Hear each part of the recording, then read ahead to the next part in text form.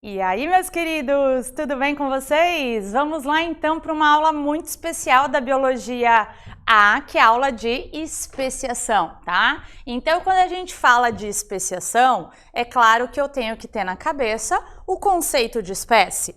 E quando a gente pensa nesse conceito de espécie, né, você tem que lembrar, claro que isso é usado bastante lá na ecologia, quando a gente falou do estudo das populações, né, que são seres da mesma espécie vivendo no mesmo lugar, eu já dei uma ideia para vocês do que é espécie. Na sua aula de nomenclatura biológica que você teve lá com o Sardá, você também já tem uma noção do conceito de espécie, né? Então, na aula de hoje, a gente vai começar relembrando esse conceito e vai analisar um pouquinho quais os mecanismos que levam à formação efetiva de uma nova espécie, tá? Se você for procurar na literatura, existem vários conceitos, várias definições de espécie, tá? Hoje, a definição mais correta seria até em nível molecular. Porém, o que o vestibular quer que você saiba, né, é justamente o conceito biológico de espécie, que é o mais utilizado, que foi proposto pelo cara lá da teoria sintética da evolução, que a gente viu a aula passada. Então, eu começo lembrando com vocês aqui, nessa imagem, o conceito de espécie. Olha só, esse daqui é o Ernest Mayr, que eu falei para vocês, tá? Que propôs, foi um dos articuladores da teoria sintética da evolução, certo? E também propôs o conceito biológico de espécie em 1942, e esse conceito é válido até hoje. Mas, como eu falei para vocês, existem outros conceitos de espécies mais detalhados, em termos moleculares, certo? Uma coisa que os vestibulares às vezes colocam para vocês é a comparação desse conceito biológico do Mayr com um conceito de espécie que o Linneu, que foi o pai da taxonomia, tá? Bem mais antigo, 1700 e bolinha, propôs, né, na época para definir espécies. Linneu tinha a ideia de conceito tipológico de espécie. O que é isso?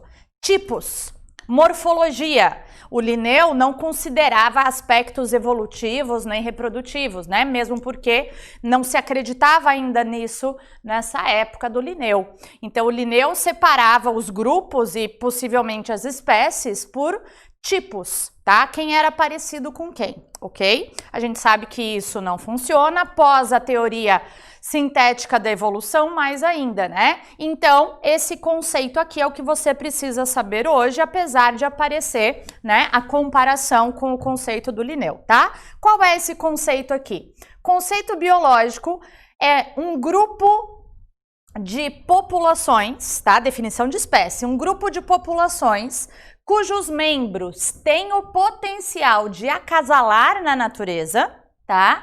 Produzindo prole viável e fértil, ok? Então, aquela história, para eu saber se o cachorro e o lobo são seres da mesma espécie, né, eu coloco eles lá para acasalar e vou analisar se, primeiro, se acasalam, se acasalar, se a descendência é viável, ou seja, o filhotinho nasce? Nasce. Esse filhotinho é fértil, né? Então, se nasce viável, é fértil e mais ainda, não basta ser fértil na primeira geração, tem que ser fértil pelo menos por 2 gerações, F1 e F2. Aí sim, eu teria seres da mesma espécie. Então, por isso, até hoje, os cachorros, né, todas as raças de cachorro que a gente tem são todos da mesma espécie, porque isso acontece, né? Eles podem ter essa descendência viável e fértil por várias gerações, beleza? Tá. Quais são as limitações desse conceito biológico de espécie? Não tem como eu avaliar se existe isolamento reprodutivo em seres que já morreram, né? Em fósseis.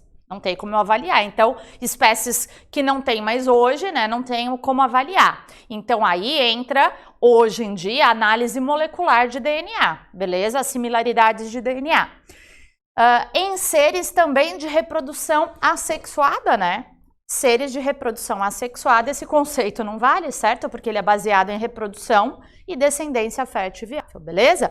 Isso também, algumas questões, a última que apareceu, essas limitações aqui, foi uma da URGS, tá? Mas bem importante de você colocar isso. Vamos ali para o quadro, então.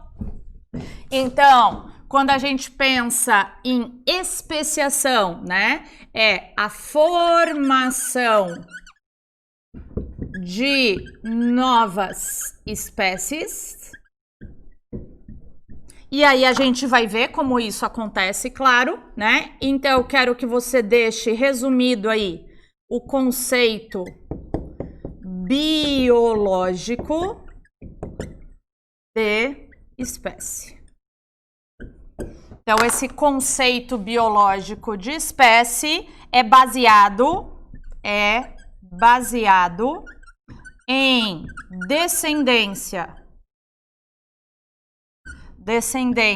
fértil e viável por pelo menos 2 gerações. F1, que a gente chama, né, a primeira geração de filhotes, e F2, beleza? Tá.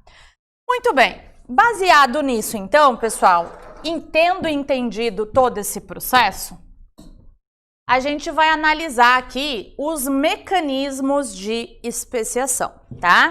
Deixa eu apagar a luz aqui um pouquinho. Olha só. A gente tem 2 mecanismos básicos de especiação.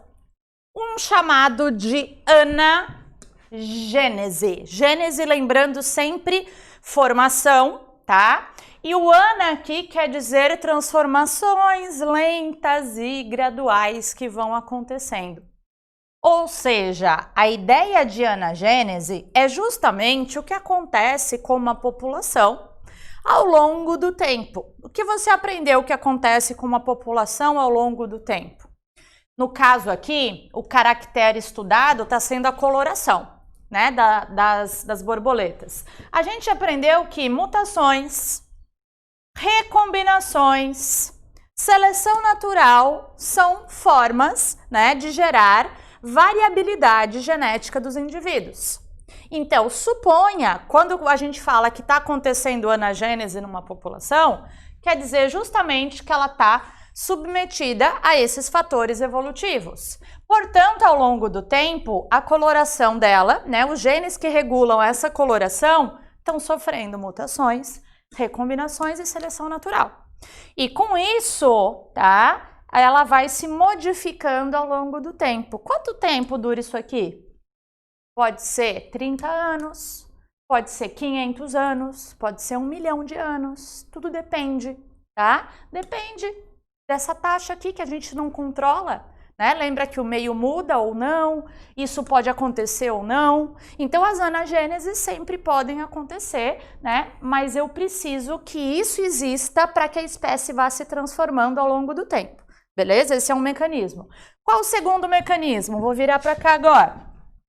O mecanismo de cladogênese associado à anagênese. Então, olha só. A espécie ancestral está sofrendo anagênese. Porém, eu vou ter um fator a mais, que é uma separação geográfica das populações. Essa separação geográfica, né, uma barreira geográfica, vai dividir a população em 2 clados. E aí, cada um deles vai se transformando em locais diferentes. Como eles estão isolados, cada um no seu local, cada um sofrendo a ação do meio, então locais diferentes, seleção natural diferente, mutações e recombinações aleatoriamente diferentes, que não se misturam, aí cada um deles geraria 2 novas espécies, tá? Então vamos lá, vamos escrever isso aqui, aí eu vou fazer alguns apontamentos importantes para vocês, olha só. Então, 2 mecanismos de especiação. Primeiro, que sempre vai acontecer, anagênese. Anagênese são transformações ao longo do tempo, certo? Fator gerador dessas transformações, pessoal. Quem é que está gerando essas transformações? Essas transformações vêm de mutações, recombinações e seleção natural. Beleza? Tá. Agora, vamos ali para o outro lado. Agora a gente tem segunda forma. Deixa eu colocar aqui. Segundo mecanismo, cladogênese e anagênese juntos, tá? Então, na cladogênese, opa, faltou o acento aqui. Na cladogênese, eu tenho separação das populações. Certo? Então, se eu tenho essa separação das populações, que ocorre, essa separação envolve, então, uma barreira geográfica. E aí, eu posso representar assim, ó, a cladogênese associada à anagênese. Num processo de especiação, ó como é que o vestibular eu coloco lá para vocês. Num processo de especiação, uma espécie ancestral, tá? Ao longo do tempo, forma duas novas espécies, espécie A e espécie B. Sempre, por exemplo, o EPG coloca uma afirmação que sempre, no processo de formação de novas espécies, uma espécie ancestral se transforma em duas novas espécies. Falso. Por que falso? Porque pode acontecer apenas por anagênese. E aí volta aqui comigo um pouquinho. Se for só por anagênese, eu tenho uma espécie ancestral que se tornou uma nova espécie. Uma espécie, tá, deu origem a uma outra nova, não duas novas. Deu para entender, pessoal, a diferença? É isso, tá? Então, temos esses dois mecanismos para ajudar na formação de novas espécies, ou só anagênese ou cladogênese associado com anagênese. Beleza, vamos indo. Agora você vai acompanhar comigo. Baseado em tudo isso, a gente tem então a classificação das especiações em simpátricas e alopátricas. O que é isso? Uma especiação chamada de simpátrica, e eu preciso que você se lembre de quebrar a palavrinha. Simpatria significa mesma pátria, certo? Sim, mesmo, patria, pátria, ou seja, mesmo local. Então, não está tendo barreira geográfica. Então, as populações estão sofrendo apenas anagênese, certo? Então, uma especiação simpátrica é quando uma espécie ancestral, espécie A, vai passando por anagêneses. Aqui no caso ele está mostrando 1 milhão de anos de mutações aleatórias, aí se torna uma espécie B. Isso foi por anagênese, né? E tudo acontecendo então no mesmo lugar, no mesmo local, né? Mais 1 milhão de anos já tem uma espécie C, né? Então isso é uma especiação simpátrica por anagênese, beleza? Aí, daqui a pouco eu anoto isso, vamos aproveitar aqui a imagem. Aí eu tenho aqui a especiação alopátrica. Alos quer dizer diferente, pátria, lugar. Então eu tenho a especiação alopátrica envolvendo separação dessas populações. Então teve cladogênese, beleza? Então eu tenho uma espécie ancestral aqui que sofre o isolamento geográfico. Beleza? Aí eu tenho duas novas populações se formando. Essa sofre anagênese, formando essa nova espécie. Essa sofre anagênese, formando essa nova espécie. Beleza? Então, o mecanismo principal é o de formação de clados, ou seja, essa separação aí. Tá? Vamos anotar isso ali, então? Muito bem. Então, vamos colocar aqui 2 tipos de especiação. Simpátrica ocorre no mesmo local apenas por anagênese. Anagênese. E anota aí, não custa você anotar, que isso vai ajudar muito a longo prazo, né? Você se lembrar do significado, né? Sim, igual, pátria, lugar. E a especiação alopátrica. Alo, diferente, pátrica, lugar.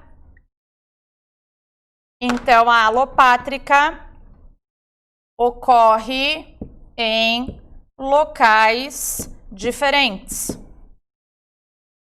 Beleza? Qual é mais comum em relação a gerar mesmo novas espécies? A alopátrica. É mais fácil de gerar novas espécies quando eu tenho formação de 2 novas populações, tá? Então, isso é a mais comum, mas a simpátrica acontece, tá? E em relação a tempo, é muito variável, pessoal. É muito doido porque a simpátrica, às vezes, acontece assim.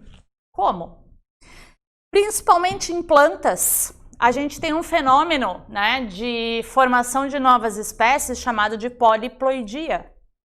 Quando eu dei essa aula para vocês de aberrações cromossômicas, eu falei para vocês, né, dessa parte de formação de triploidias, tetraploidias, hexaploidias, né, que pode acontecer. Que é quando, por exemplo, não tenho redução na meiose do número cromossômico da espécie, então pega lá as plantas. Vocês sabem que as plantas sofrem meiose para produzir esporos, né? Então, o número 2N da espécie é reduzido na formação de esporos, que são N, gametófito N, produz gametas N, que se fecundam, formam esporófito e aí fecha o ciclo, tá? Aonde aconteceria o problema? Não tem redução, por exemplo. Então, formaria esporos 2N. Esporos 2N vão gerar gametófito 2N, que vai formar gametas 2N. Gametas 2N vai se fecundando, vai formar um indivíduo 4N. Se esse indivíduo que nasce 4N for viável e fértil, pronto, uma nova população está estabelecida, porque essa população não vai conseguir se reproduzir com a anterior. E aí, então, é assim que nas plantas, e aí eu falo para vocês, principalmente, né, vocês sabem que praticamente 90% das plantas do mundo hoje são angiospermas, e desse número total existe uma porcentagem muito grande já de plantas poliploides, tá? Eu já falei, acho que para vocês, e repito, o café, né, mais comercializado no mundo hoje, que é o coffee arábica, ele é tetraploide. E ele surgiu por especiação simpátrica por poliploidia. Então, entraria em qual fator evolutivo? Né? Mutações, recombinações, entra aí nessa parte, só que por poliploidia. Né? Não deixa de ser um erro, né? Que foi um erro, então, na não redução cromossômica, certo? Muito bem, tá. Continuando aqui, então. Agora eu vou mostrar para vocês o seguinte.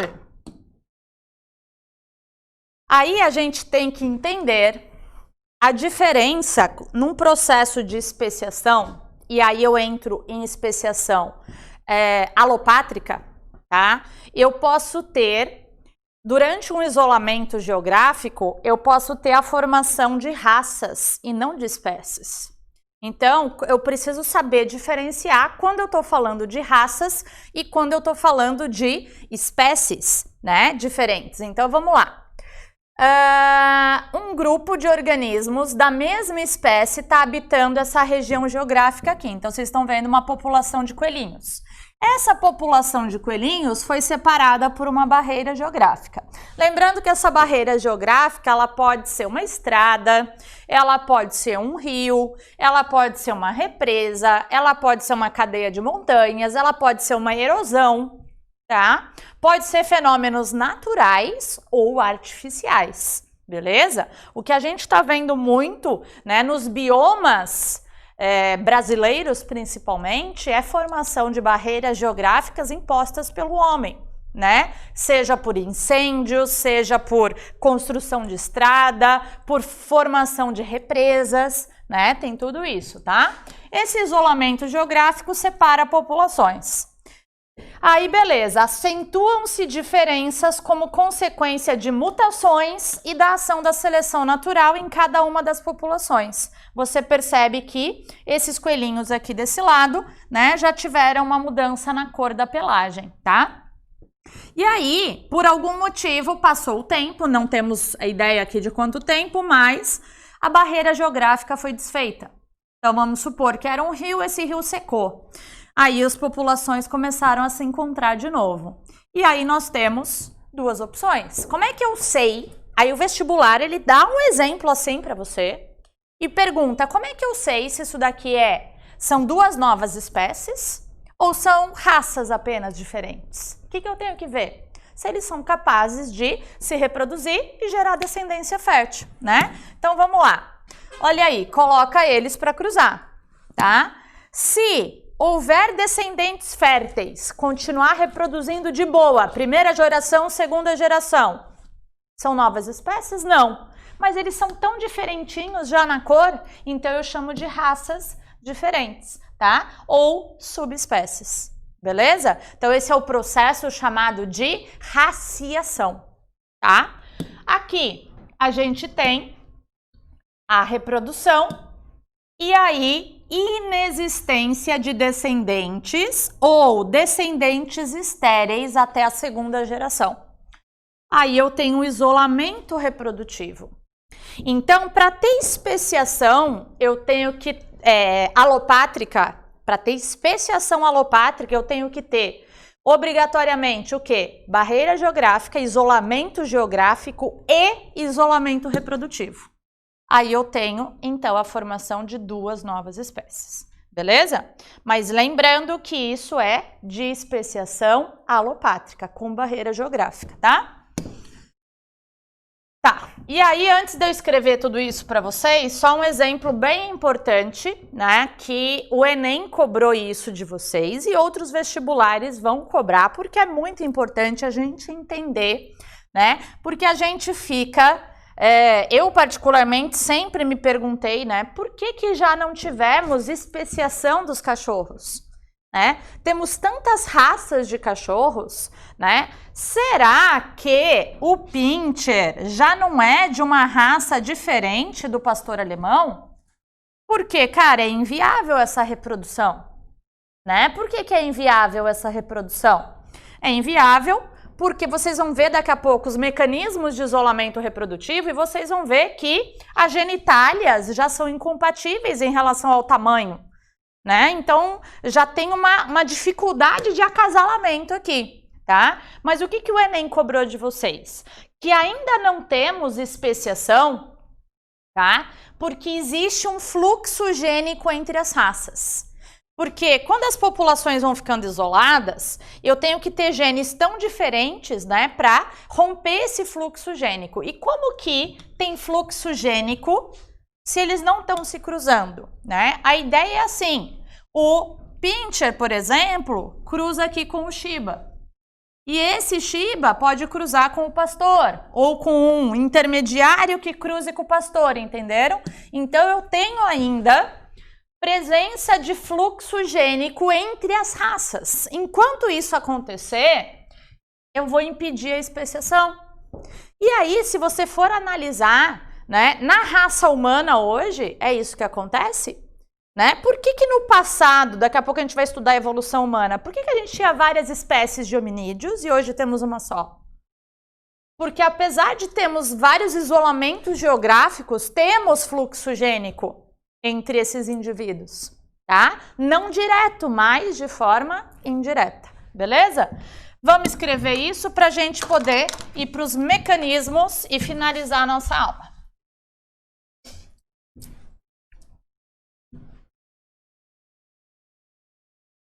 Então, bora lá, pessoal. Coloquem aí, então, o processo de raciação. Para ter raciação, eu tenho que ter barreira geográfica, certo? Aí, posteriormente a essa barreira geográfica, novo contato entre indivíduos e, após esse novo contato, descendência fértil, tá? E aí eu tenho a formação de novas raças. Deixa eu só pegar um vermelho aqui, pessoal. Tá. Descendência fértil. E aí, então, eu tenho raças. E aí, raças também você pode chamar de subespécie. Lembra, pessoal, que na nomenclatura biológica, né? Então, a gente teria lá, por exemplo, canis familiares, né? Esse é o nome da espécie. E aí eu posso colocar aqui um outro nome em letra minúscula, tá? Referente aqui à subespécie. Por exemplo, hoje, Homo sapiens, certo? Então, eu tenho aqui a espécie, e isso daqui, né, faz referência à subespécie, beleza? Muito bem. E agora, pessoal, vamos para os mecanismos de isolamento reprodutivo. Eu já vou começar escrevendo, depois eu mostro os exemplos para vocês. Mecanismos de isolamento reprodutivo. Lembrem que se as espécies estão isoladas reprodutivamente, se as populações estão isoladas reprodutivamente, né, a tendência é que haja especiação, tá? Então, a gente divide esses mecanismos em pré-zigóticos. Traduz a palavra para mim? Pré-zigóticos, antes do zigoto. Então, se é antes do zigoto, eu não vou ter a fecundação. Certo? Então, são mecanismos que vão evitar duas espécies de copularem, tá? E temos os mecanismos pós-zigóticos. Pós-zigóticos quer dizer formou zigoto, mas esse zigoto pode não ir para frente, pode ser estéril, tá? Então, vamos lá. Dentro aqui dos pré-zigóticos, você vai colocar vários aí. Primeiro, diferentes habitats, né? Diferentes locais impedem as espécies de se acasalar. Bom, óbvio.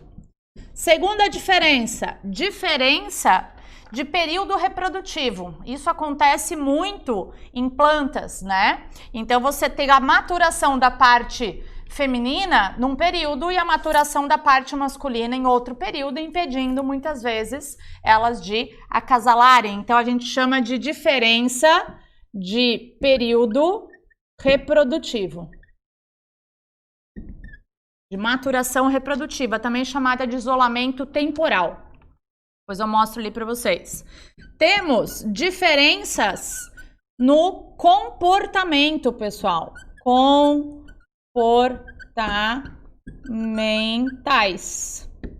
Várias espécies precisam de rituais de acasalamento, de canto, de atração, né? Então, diferenças comportamentais podem fazer com que elas não se reproduzam.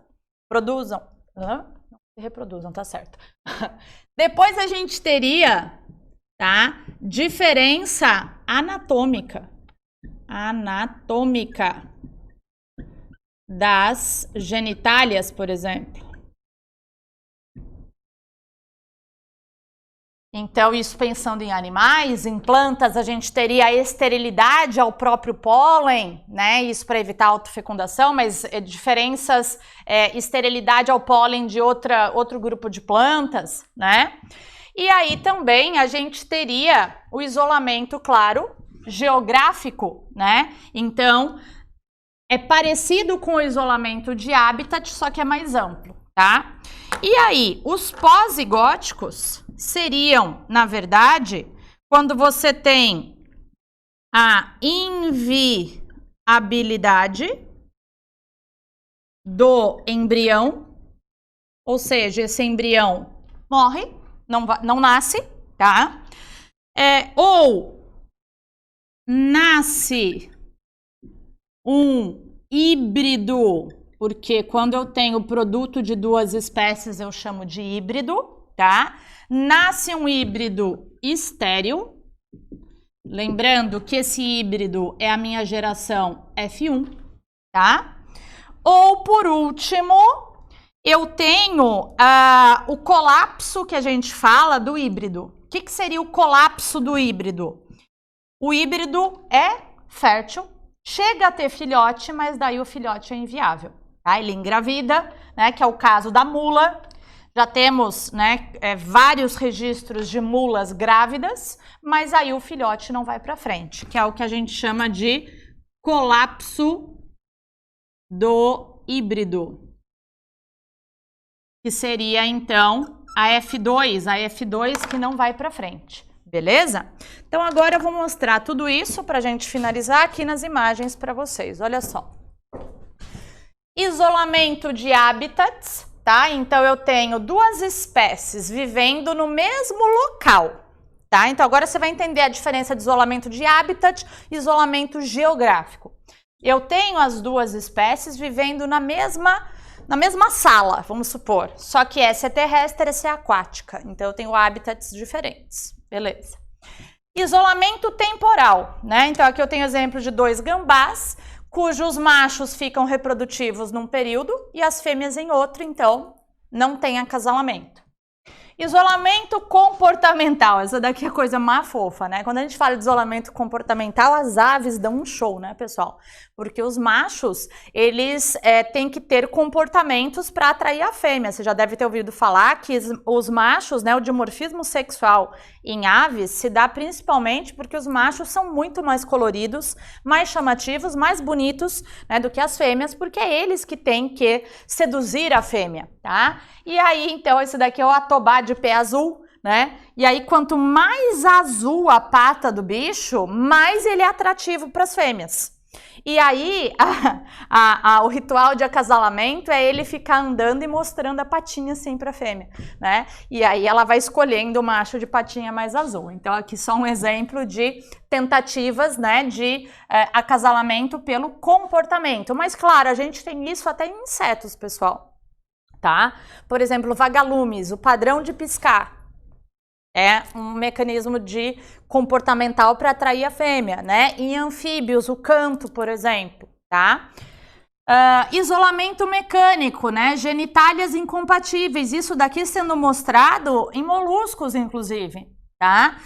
Mudança da abertura do local de cópula. Já seria um isolamento mecânico, aquilo que eu falei para vocês, né, de genitálias incompatíveis também em outros animais. E aí sim o isolamento geográfico, claro, né, eu tenho espécies que estão não só em hábitats diferentes, mas estão geograficamente muito longe da outra, o que impede a reprodução, tá?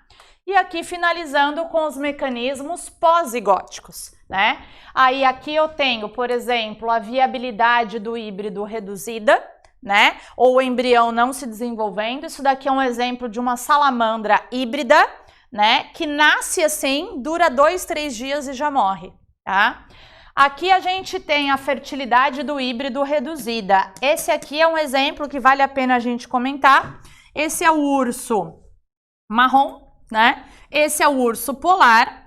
E o que está acontecendo é que eles tinham um grande mecanismo de isolamento geográfico, né? O urso polar restrito às regiões polares e o urso marrom ali nas florestas do Canadá, por exemplo, né? Com o aquecimento global, um está invadindo a área do outro, então eles já estão se encontrando e estão se cruzando. Porque o que tinha entre eles de isolamento era só um isolamento geográfico. Quebrou o isolamento geográfico, eles começaram a acasalar. Eles têm uma vantagem que eles têm o mesmo número cromossômico, 74 cromossomos cada um. Então, os gametas, quando geram o mesmo número de cromossomos conseguem fazer o pareamento correto e aí geram um híbrido, que é o urso cinza, tá? Ou também chamado de urso grolar. Ele é um híbrido que, segundo, né, os cientistas estão analisando agora, é um híbrido natural, mas que parece ser estéril. Porém, pelo número cromossômico, pode vir a ser fértil. Então, temos poucos estudos aí, tá? Mas, por enquanto, sabe-se que ele é estéril. Então, o exercício conta isso para vocês e vai perguntar que tipo de mecanismo está acontecendo aqui. Então, está acontecendo uma fertilidade do híbrido reduzida, certo?